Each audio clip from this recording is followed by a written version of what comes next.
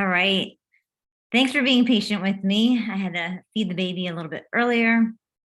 So before we get started with our call and our topic for tonight, I wanted to remind you guys, what is it? Next Monday, we're going to be starting a new round for people that want to either continue on with another 4 weeks of the gut protocol, or if you know of anybody that would want to do this, whether people are like, what are you doing? You're getting results, or whether you're sharing on your stories or you're sharing your meals and people are asking you what you're doing.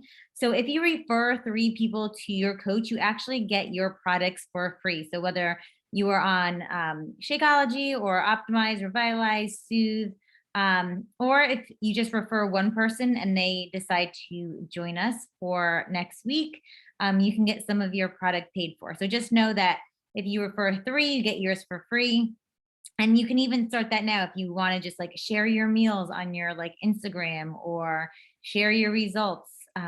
People, you'd be surprised what people will ask, like, what is that? How did you make that? Right. And you can start those conversations. And if they want to do another round with you, you can just refer them to your coach and they'll get them all set up. So for tonight's topic, Autumn talked about in the third week's video on other factors like sleep and stress. So that's kind of 2 of the topics I wanted to talk about tonight, and some other things I kind of threw in there because yes, food is like the number one thing that's going to affect our gut health, but there's so many other things that I just thought would be fun to touch on. So these are other things. This was from the certification that I took, and I didn't have this is actually a picture of the paper. I couldn't get a clear computerized one, if that makes sense. But these are all the things that can impact your health, impact your gut. Ooh, let me make this bigger. Sorry, guys. So like I said, Autumn obviously has us working on the alcohol, the caffeine, the sugar, the food, all of those things, fast food, like all those things can impact our gut health, our health in general. So we'll touch upon some of these other things as we're going through what I want to talk about. But I thought this is a really good picture just to see how many things bombard us nowadays. Even 50 years ago, there wasn't all this stuff that our bodies had to detox and get rid of. So it's working super, super hard. So that's why we have to nowadays take even more care of what we are. Yeah, thanks, Courtney. What we're doing. All right, so Autumn talked about this. Number one thing besides food is you have to reduce the stress. And I know it's super easy just to say reduce your stress. And it's how? I have 5 million things going on. I have a baby screaming upstairs. I have to nurse this one and get this one up from a nap. We're juggling so much nowadays. But even what Autumn talked about in the third week video, those controlled stretches that she did for one of the workout programs called Control Freak. It's right in Beachbody On Demand. I forget, I think they're 5-10 minutes. It's really good because it helps to relax you. Obviously has good stretching, but I really liked the breath work that was in there. I think that is super important, especially, we all do this. We lay in bed and we think and we think and we think. And sometimes I use that breath work, all right, let's get my mind off of whatever was going on today, focus on the breath numbers and things like that. It really does work. The meditation on Beachbody On Demand as well is super helpful. They're only 10 minutes as well. So if you can't fit in 10 minutes, you can.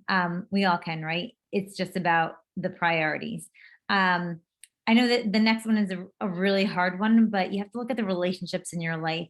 Some are super, super toxic, right? Some you can't avoid because they're family members if you're around them this weekend.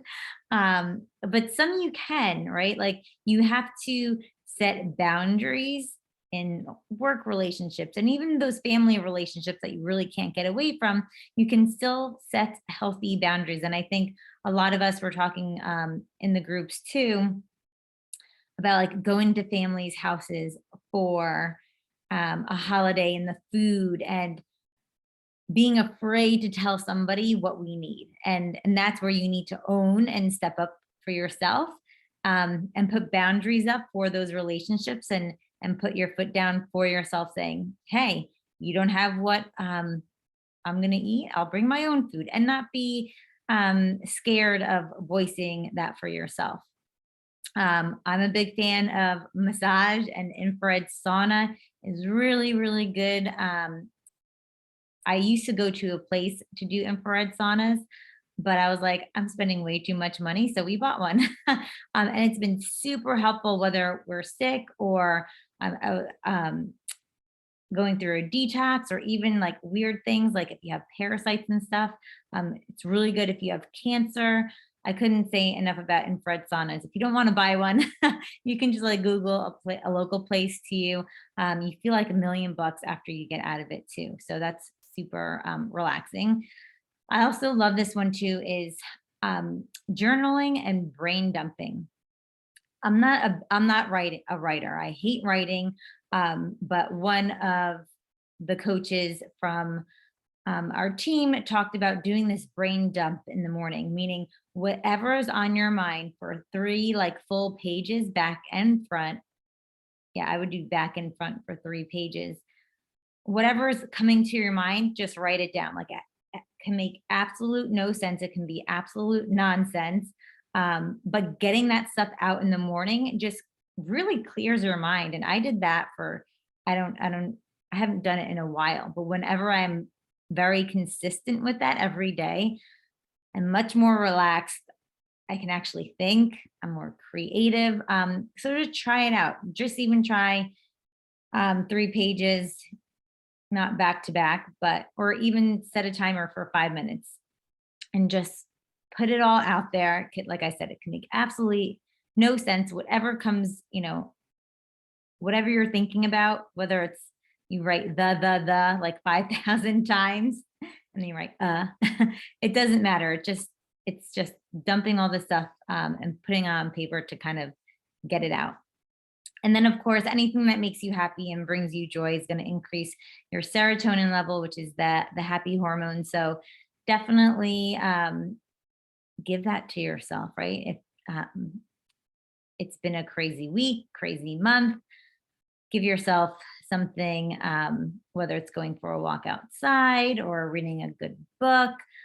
Even if you have to lock yourself in your closet, because that's 2 doors away from your kids, do something that's going to give you some peace, for even if it's 5 minutes. So reduce your stress. And I think, let me go back to this one really quickly, is what Autumn was talking about. When you are so stressed, it does actually change your gut microbiome. So it actually breeds more of the bad bacteria because of the hormone changes that goes on. That hormone change then affects your gut microbiome. And I think there's a book that I'll talk about that they have a study in there, and it's really cool how they like tested to see even just like a day of like extra stress really makes a difference in your bad bacteria. So Autumn talked about this as well in her video for the week, was sleep. And I mean, a lot of this stuff is super like, we know this, right? Like get sleep, right? But it's like, how is getting sleep connected to our gut? So let me stop this sharing for 1 second. I got this book a while ago. I forget, and I'll put all the things I recommend for tonight, I'll put in a document and I'll send out with the recording. But I forget who, I think it might have been Shailene Johnson or her sister that talked about this, or maybe Danielle Natoni, one of them, talked about this book, and it is so good. At the end of each chapter, he just gives great tangible tips on how to get better sleep, and it's called Sleep Smarter by Sean Stevenson. And pretty much like all my PowerPoint is from that book because it's just so good. And he talks about workouts and water and other things that we'll touch on, but I just wanted to share that book first. But he has a whole chapter of about food and the gut microbiome and how food affects sleep and sleep affects your stomach and all those things. So in that book, I just wrote some of the things that he had in there. Was irregular sleep patterns influence your bacteria balance. So even if you don't sleep well, you give the bad bacteria a chance to take over your gut. So sleeping well means like if you wake up in the middle of the night or you don't get that deep like REM sleep, or he talks another whole chapter on people who do like night shifts. And I forget, and I'm sure like night shift people know, I think their lifespan is like 5 or 10 years less than people that don't do night shifts, which is crazy. But because it's not just the sleep, but how it affects all the other organs of your body, right? Certain bacteria in the gut play an important role in the production of serotonin, which is the building blocks of melatonin, which you need for sleep. And serotonin also increases gut motility. So say you don't sleep well, you don't produce that serotonin, you don't create that melatonin, and then your gut motility. So the things that like the little villi in your gut intestines don't move. So your poop is like stagnant in there, you're constipated, right? So it's just like a big domino effect if you don't sleep well. And that's why I say like definitely get the book because it has really good tangible tips. And that was a really interesting thing, is that your gut contains 400 more times more melatonin than your pineal gland, which is in the back of your brain. Most people think melatonin comes from the brain. Your gut actually has 400 times more than that. And I know a big thing too, and he talks about in the book, people are like, well, I'll just take melatonin. Melatonin is actually a hormone, and it makes me cringe when people say like, oh, I give my kid melatonin because they don't sleep. I'm like, no, don't do that. Because if you increase that hormone when it's not working correctly in your body, you're throwing everything else off. And it's like you're chasing a wheel, trying to fix something because you gave it something to fix it. And now this is off and that's off. And it's just this another big domino effect that happens. So here are some of the tips that he gave in the book. But like I said, there's like 500 awesome tips in here. So how to get better sleep, I talked about this 2 weeks ago, is magnesium. The best way is to get it through your skin, so a lotion, and I'll put that also in the Google document. And I did it in the 2 weeks ago when I did that document for all the supplements. So magnesium, do it right before you go to bed, and you can like even put it, he suggests putting it on your shoulders, or even like right on your chest. He says there's something, I forget what he said, but there's something there that to put the magnesium there that will help you sleep better. And he does say working out in the AM is a lot better than waking up, than working out at night. And that's just, again, your hormone production, and because you are raising your core body temperature so much, and it needs to be a lot lower for a good night's sleep. This is a big one, and I think we all know this right now. Turn off the devices and get them out of the bedroom. I don't yell at my husband, but I tell him pretty frequently, like, stop looking at your phone while like you're in bed. It drives me friggin' nuts. Now I do it, but I have the baby monitor on my phone. It's not the greatest thing, but I still try and keep it not next to my pillow, like that's the worst thing. But I also have like an EMF protector, so it blocks like the Wi-Fi and things from it. But when you have the blue light and your mind is racing, or how many times have you checked an email right before bed and you're like, no, why did I do that? Now I'm stressed and thinking about whatever. So if you absolutely need your phone, what I used to do when I didn't have to look at the baby monitor is I would put my phone in my bathroom. That way, if I needed to set an alarm, I could still hear it. But it wasn't like right next to me. I wasn't going to do like Wordle at like 3 a.m. in the morning. It was far enough away that it was out of reach, but close enough that I could hear it if I needed to hear it. I know we're on a call and we're all probably going to go to bed in less than 90 minutes, but limit your blue light exposure. So anything like your computer, your cell phone, the TV, especially all of those things, he says 90 minutes before bed, you can use the blue light, light blocking glasses. I have Flux on my computer. So it's just like an app that you download and it takes away the blue light. And I think there's some apps, and I think like Apple phones already have the blue light protector. Like once it gets to like a certain time at night, it automatically goes on your phones. So definitely like check that in your settings. He says you want to create a sanctuary for your bedroom. Make sure like I am such a freaking freak with the darkness in my room. So we have like an air purifier and there's like a little tiny like red light. I put tape over every like black tape so it doesn't come through. Cause and he says like any little like blinking light in your room, even if you don't see it with your eyes closed, your skin can sense it.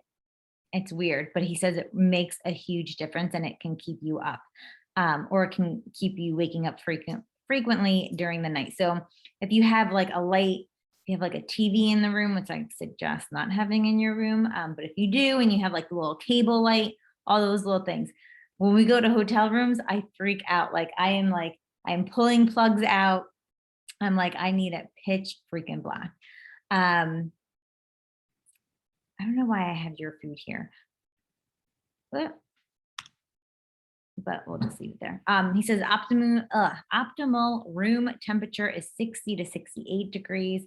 I hate being cold, and to me, that's kind of cold. So try it out and see if you notice a difference. Get as much natural sunlight as possible during the day. I just went through this with my newborn of like getting that circadian rhythm like readjusted. So getting that sunlight, and I know like if you work and you're under like the fluorescent light bulbs, that's even more important, even if it's just for 5 minutes during a break, like to get outside. I know it's hard during the winter months, and today was super cold here in New Jersey. So nobody wants to go outside today, but do that as much as possible. That's going to help to redo your circadian rhythm. This tip was actually from a book called The 5-Second Rule.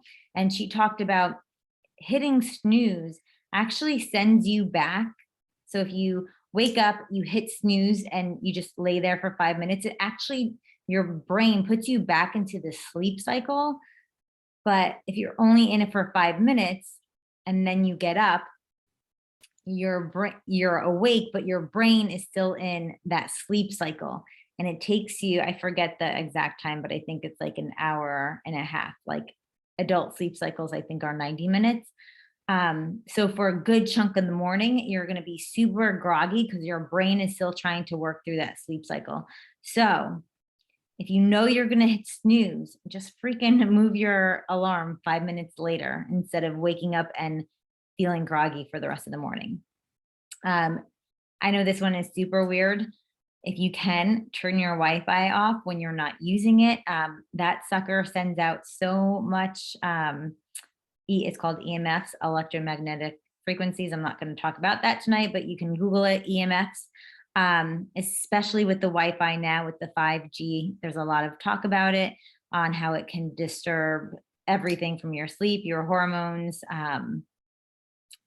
even causing like anxiety, depression, all of those things. So when I didn't need to use the baby monitor, I was shutting off my Wi-Fi at night, but now I need it for the baby monitor. So just do it when you can, even if it's during the day when you know you're not going to be on your computer or anything. see what happens. And this one was a cool one, so I added it in. He calls it grounding yourself. So he talks a lot about like the different energies and grounding yourself with free electrons. So he says if you go barefoot, that's what grounding is, walking barefoot on grass. Like if you think about it, when was the last time you did that? Maybe if you were a coach and you went on the Success Club trip, you did that in Mexico a few weeks ago. But for the rest of us, we were probably not doing that since it's wintertime. But he says doing that, your body gets free electrons from the earth, and that changes like your oxidations and all that stuff. So it says only 10 minutes a day. So springtime, summer is coming, try and do that 10 minutes a day and see if it makes a difference. So those are, I would say, my top sleep tips, so that your gut microbiome stays good and you can get some good sleep in. The other thing I did want to touch on is the water and air, because it seems so, it's a necessity, right?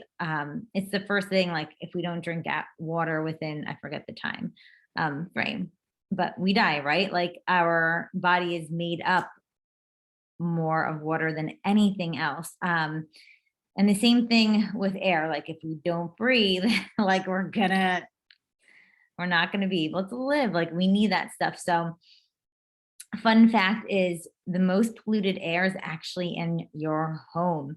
And I try and do this, especially in the winter months when everything is shut. Just opening up a window for a few minutes makes a huge difference. If you think about it, I don't think he talks about it in this book, but everything from your heating, from your gas stove, all of that, the gasoline, the fumes, it really starts to add up in your home. And especially, like I said, if you don't open up the windows or the doors in the wintertime, that's how your air gets so polluted. I have air purifiers in my room, the kids' room. I have one right by the dog as well. I think I have like 4 or 5.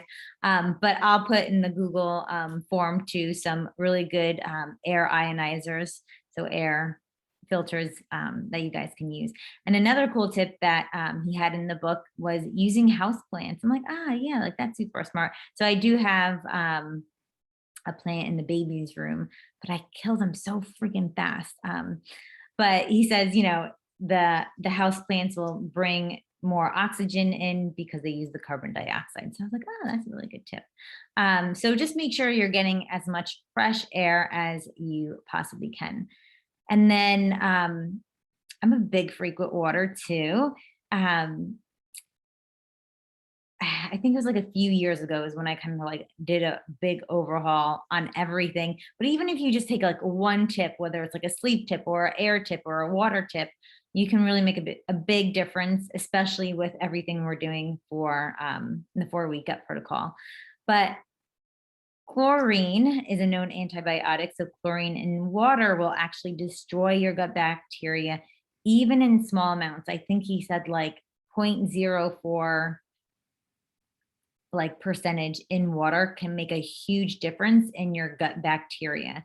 So as much as we want to hope that city water doesn't have it, there's definitely traces of it in there. And especially in the summertime, I know I noticed the difference with my older son. Even though we have a saltwater pool, the salt water really just turns into chlorine anyways.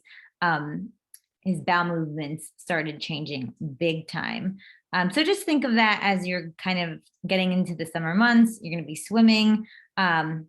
Our skin actually, is more absorbable than, like you take a little swallow of some pool water. So think of that as well. During the summertime, make sure like you rinse off after you go in the pool. And then another big one is fluoride in the water. And that is, if you just like Google fluoride and women's hormones, you'll see so much evidence that it really just messes up your ovulation, the the beginning stage of your menstrual cycle. And then it's even shown if you have hypo or hyperthyroidism, fluoride has a huge impact on your TSH and T3 hormones. So how many times have you went to the dentist and they go, oh, here's your fluoride? I haven't gotten fluoride in years. I will not give it to my kids. That's why hopefully you have like a good toothpaste alternative. Like they're most, I would say, like, except for like big ones like Crest and all that, they still have fluoride in it, but a lot of other toothpaste companies, you'll see fluoride free for this very reason. And I don't know if we have any hygienists on the call or in the group, but they're not taught that. So when I go to my dentist, I'm like, no, like that messes with your hormones. And they're like, oh, really? Like, how do you not know this? So if you haven't yet, switch your toothpaste to non-fluoride or fluoride-free toothpaste. And you're like, well, don't we need that for strong teeth? No, you don't. There's other things like just brushing your teeth. You could just brush your teeth with baking soda and you'll be fine. But get a water filter. So like the water filter from your fridge, it doesn't take out chlorine and it doesn't take out fluoride. And there's even been studies that have shown in water, city water, like prescription drugs are getting through the system because people would flush it down the toilet and it's still not filtered out by the city water. So get a water filter, get a water filter that removes both chlorine and fluoride. It will say, like, when you're looking at, like, Brita doesn't do that. Your refrigerator filter won't do that. My favorite is Berkey. I have like a big one.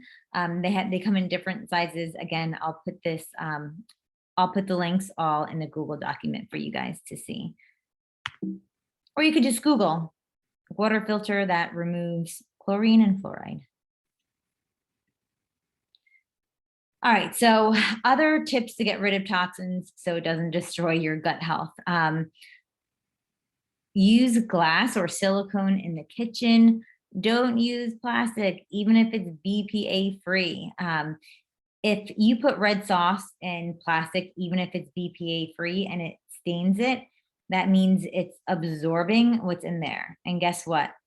Like all the chemicals that are in that plastic, even if it's BPA free, is getting leached back into that food that you're eating. So you don't have to do it all at once. I drink out of mason glasses, but you can do it slowly, whether, but I think it's really like storing food that people tend to use a lot of plastic. But the biggest thing is definitely do not microwave with your plastic. That is like the worst thing that you can do. Personally, I don't have a microwave for a lot of reasons, but just think with your nutrition, if it's able to heat something up that quickly, yes, you're warming up your food, but what is it actually doing to your food? There's a lot of people, on both sides, like, oh, it's fine, or no, it's not. Make up your own mind. We don't even have one in the house. I just heat up my food in the oven or in a pan. It takes a little bit longer, but I know I'm not getting any radiation from that, or the food is not being depleted of its nutrition. And I'm not using plastic in the microwave either. Other things to think about are like your soaps and detergents, even like the soap on your body, the soap that you actually use to clean your dishes, detergents for the laundry. There's a lot of awesome alternatives out there. Because even if you're cleaning your dishes and, they're getting rinsed away, there's still some residue on there from whatever soap that you're using. That's why they tell you, like, don't stand in front of your dishwasher when it's going, because whatever is coming out from the pod things, or even the Tide Pod things. There's like warning labels on it, like keep away from your kid. And I think they even have a commercial that says like kid lock protected. Why does soap have to be kid lock protected? Because it's that toxic if they get it. But think of it this way. If we're wearing clothes with toxic soap and sleeping in that stuff, I think he does talk about it in this book as well. All that stuff is seeping in through our skin, and who knows what it's doing to us, right? It's hard to tell, but you can, there's so many other like free and clear alternatives. Right now, I'm just using half a cup of vinegar because the baby has like some weird skin stuff going on. But I can tell, like, if somebody touches him with that, like my mom came over and he broke out because of, the soap that she had on. But those are just some small changes. Another big one is the plugins. If you have like those smelly plug-in things, that's really toxic because you're breathing that stuff in. It's all like fake manufactured stuff. And the same thing with like the sprays and the candles. Just be aware of, if you want that in your house, probably wouldn't put it in the bedroom. If you want to put it in the bathroom, not a big thing. But if you're smelling that all day, every day for a year, 2 years, 3 years, 4 years, you get my point, right? And then other places that toxins and chemicals are in: lotions, potions, makeups, even tampons, perfumes, the same thing as plugins. It's on your skin, you're breathing it all day long. You can Google any of this stuff and see how it can really affect not just your gut microbiome. I think that's important, but just your overall, like, your body has to detox from this stuff.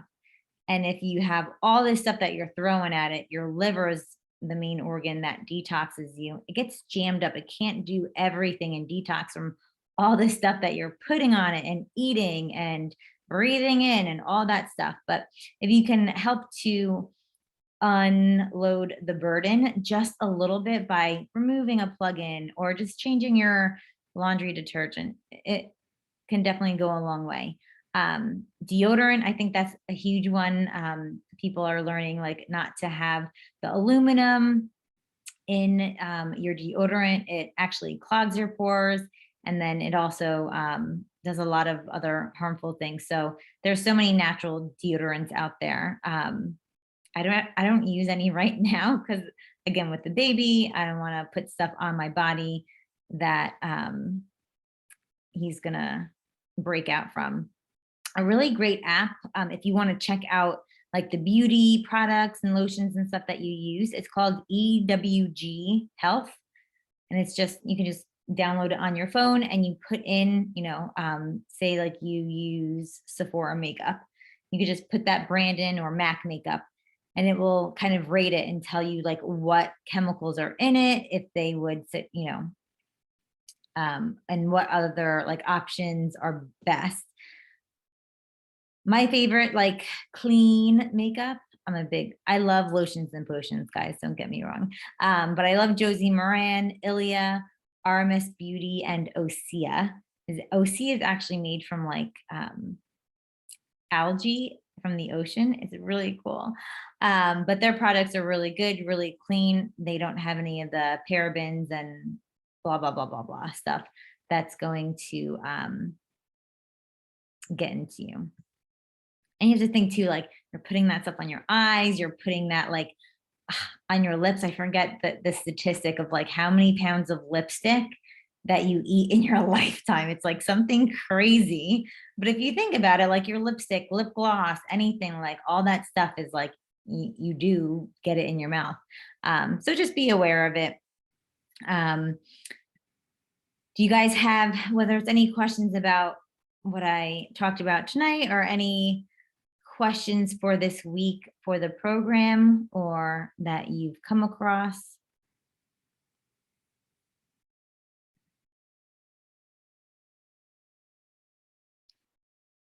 That's why I like John Courtney.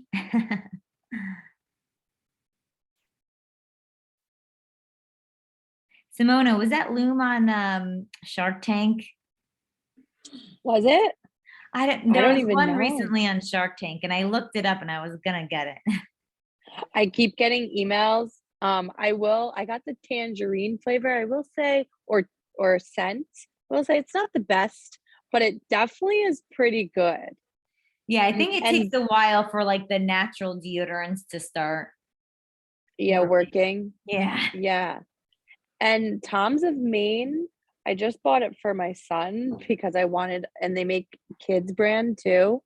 I wanted something that was natural, especially for him. But I think that is natural, right?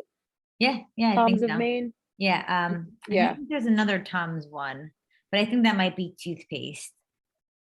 I think it's the same brand because I do Oh, have a okay, then it toothpaste for might him be. too. Yeah, yeah. Yeah. I like their toothpaste. Yeah. Yeah. He does too. So, yay. And I Cool. am starting to transfer from plastic spatulas to Yes. like bamboo and stuff, and Yes. also the pots and pans. Ah, that was when I missed on. Yesterday I was thinking, like, don't forget this, don't forget that.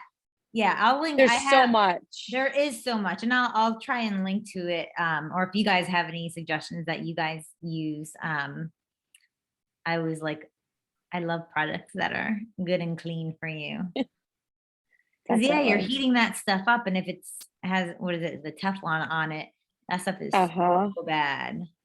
Wait, what do you think of copper pots and pans? Are those good or no? Yeah, I think they're good. It's just I feel like they always burn. Yeah. Like they're hard to like that and the really heavy the cast iron. They're good. They're just Mm-hmm. very hard to maintain. Yeah, and they're heavy. Yeah. Wait, so what pots and pans do you use? The stainless steel ones or I have to go look at them. We just got new ones for Christmas.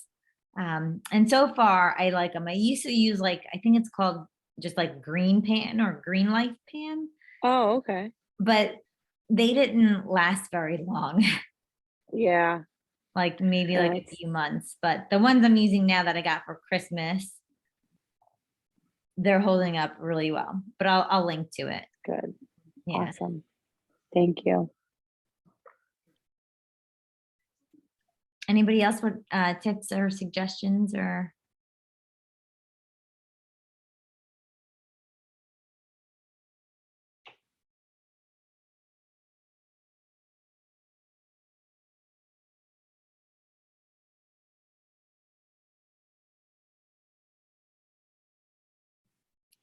Going once, going twice. And he does say, if you get to bed before 10, like you're really setting yourself up like super good. There's just like that time period before 10 that like locks you in for really good deep sleep. So we did that. It's 9:18. We started a little bit late, but I'll get the recording up and then I'll put some links up for some of the products and things that I use. All right, guys, have a good one. See you in Thank the you so group. much, Rose. You're welcome. Thank Thanks for you. showing up.